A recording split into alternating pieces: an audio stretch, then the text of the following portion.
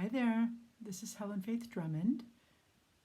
I can be reached at the Bridge Guide, and I wanted to talk to you today about something that I think is really important both now and in the future, and that is about how you can get the most out of your life. I'm coming at this from the perspective of empowerment, which is what I do, and I'm coming at it from the point of view of the power that everybody has equal rights to, which are housed in our physical body, in our mental body, and in our hearts. We can use these powers in various ways, but I like to think of 3 different zones of power. So one is from basically the shoulders down, which is the body. One is from basically the nose, below the nose, down to the top of the shoulders, which is the neck and voice area. And the other is the head, so the cranium, all the stuff that's above the nose where we can take things in, but we can't really do anything. And in fact, as soon as I said that the first time, I realized that actually Stephen Hawking is probably one of the only people who could do all that stuff that we do in the rest of our zones of power with the tiny little twitch of his eye. So he was actually using his brain zone of power there at the end. The reason that I segment this into 3 is because I think we need clarity, and clarity is that we need to differentiate between what we think and what we say and what we actually do. So the great man Stephen Covey wrote a wonderful set of books on being proactive, and in those books he talked about the circle of concern versus the circle of influence. And when he talked about the circle of concern, that was mainly related with what we think about. So the shape was like, if you can think about a donut, right? There's a hole in the middle and there's a large ring around it, and then everything else outside, if you draw an even bigger ring around it, it's basically the circle of concern can be anything you care about, whether or not you have the power to do anything about it or not.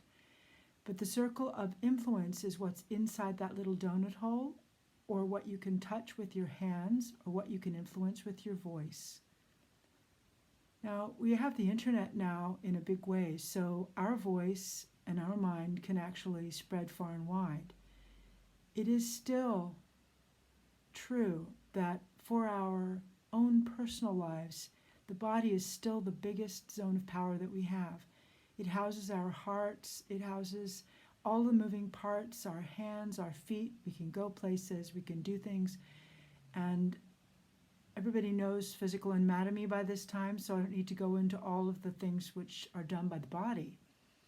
So in this time going forward, it is a guarantee that some things are going to end and some new things are going to be born. And that might get a little bit chaotic. You can even see that in what's going on out in the political systems and the global systems with weather and whatnot. There's lots and lots of chaos ensuing. So in those times, it's so important to go within. So for example, myself, I'm doing a meditation challenge for the next few days. It's an 11-day challenge. We're going to be meditating for 22 minutes a day. We're going to be meditating on love and stillness and grounding. And we're doing that at 6 p.m. Universal Time. So you're welcome to join at 6 p.m. UTC wherever you are. But in the meantime, it's always a good idea to meditate. And in fact, if we don't have time to meditate, then we need it even more. So I just wanted you to be able to treat yourself to your 3 zones of power and really think about where you're actually getting things done. Everything is so busy mentally at the moment. Even you're watching this, you're on the internet, and there's nothing wrong with the internet at all. It's a wonderful tool.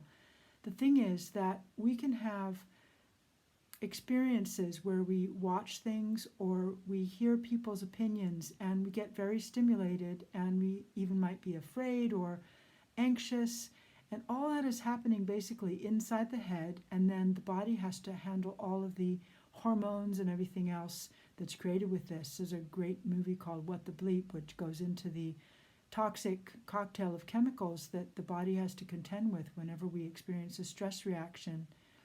So it is really in our best interest to try to stay in the body as much as possible and to try to get grounded as much as possible. And, if we think too much about the future, we can literally get anxious. If we think too much about the past, we can literally get depressed. If we worry too much and we have too many thoughts going around, we can use up all of our mental energy and actually cause ourselves cardiovascular problems and all kinds of other things due to high blood pressure and whatnot. So these are all things that everybody knows.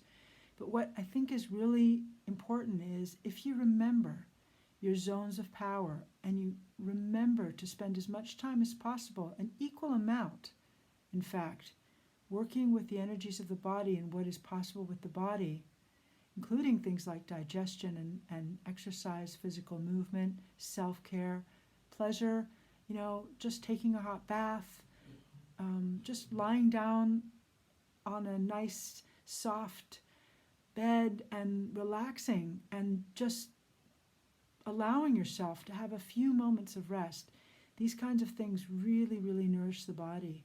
And when you're sitting there, naturally, once you feel relaxed and more happy, you can start to clear out some of the things that are stuck in the physical body, the emotions and things which cause our minds to be clouded and cause us to misspeak and create relationship problems for ourselves. So the thing is, here's the trick. If you can spend equal time, put it in your planner. Set an alarm.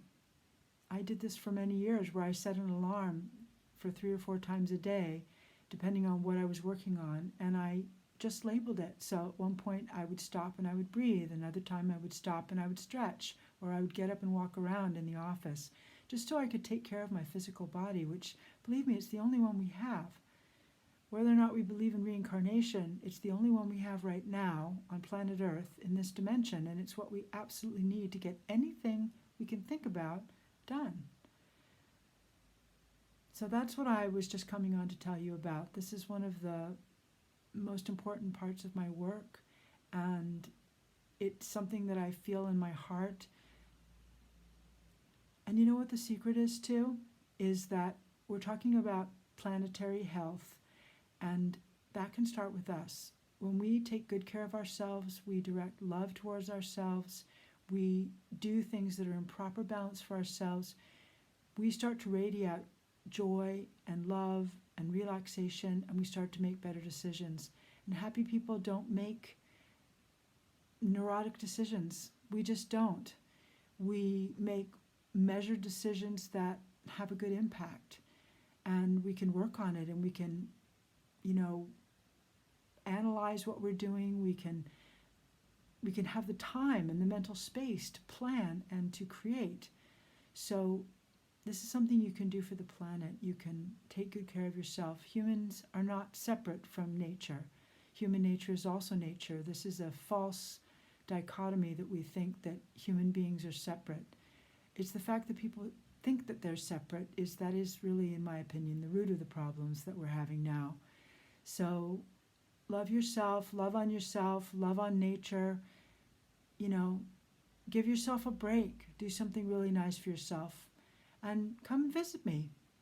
You can visit me at thebridgeguide.co.uk, or you can come over and see me on Instagram or Facebook, and I would love to say hello to you. All right, I wish you all the best and all the love and joy in the world. Bye for now.